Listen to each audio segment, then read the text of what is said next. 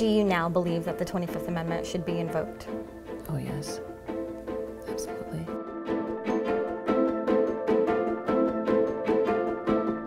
It was a little difficult to actually work with Donald Trump. We could be 3 minutes preparing to go out and do the press briefing live to the world, and Donald Trump would tweet something completely contrary to what we had prepared all day. Anytime you hear the words, "the president just tweeted," you know that the rest of your day is going to be pretty insane. Now, was that impulsive behavior something that you saw get worse in the White House, or is that something that's kind of always been part of his brand? No, I mean, I met Donald Trump 15 years ago. He wasn't anything like this. The change in him has been quite dramatic. He was brilliant in that first season, very coherent, smart.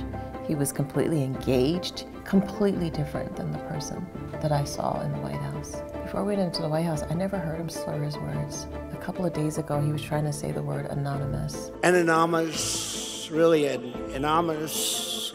I think there was something cognitive or neurological going on, which just raises all kind of red flags for me about what's really going on with Donald Trump mentally. There were so many times, and I talked to his family, and I went to the military doctors with my concerns about what was happening, and I went to them as a friend. What were the reactions of family or of doctors, as much as you can share? Well, when you start talking about the mental decline of the president, that automatically triggers discussions of the 25th Amendment. Do you now believe that the 25th Amendment should be invoked? Oh yes, absolutely. The people around him, people like myself who served with him, believe that Donald Trump is unfit to be the president of the United States.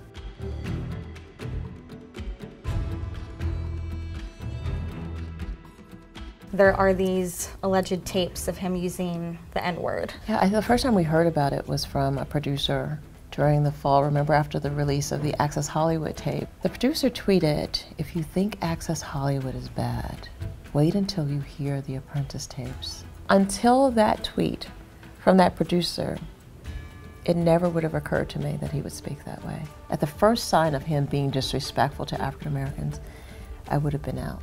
Well, there are a number of things that people say point to his racist views even before he became president. Yes. The racist birther conspiracy about Obama, the fact that he was sued by the federal government for not renting apartments to people of color, calling Mexicans rapists and criminals during the campaign.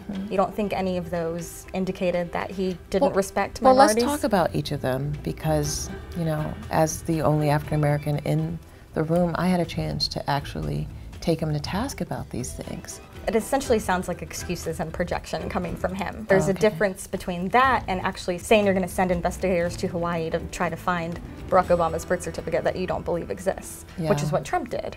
So Trump took it to a whole new level, and it was something that he pushed for a while. Maybe because I've been in politics, I know that if you want to be in the big leagues, you're going to be subjected to attacks and people doing investigations and trying to, you know, go after the really essence of who you are. As the only person of color that was on senior staff in the White House, did you experience any discriminatory treatment in your time there? All the time. I mean, and some of it, people, they just didn't know better. One of my colleagues, another assistant to the president, said he had never worked with a person of color. Do you believe he is knowingly using attacks on black athletes as a wedge issue? Oh, he uses it because it rallies his base. Get that son of a off the field right now. Out. He's fired. He's fired! I mean, it gets them into a frenzy. Nothing galvanizes his base like utilizing race and race relations in this country. He actually called you a dog on Twitter. What did that feel like when that happened? And has he ever called you anything like that to your face? Girl, ain't nobody saying nothing to my face like that. Have you met me? It was so beneath the presidency. It was an example of how unfit he is.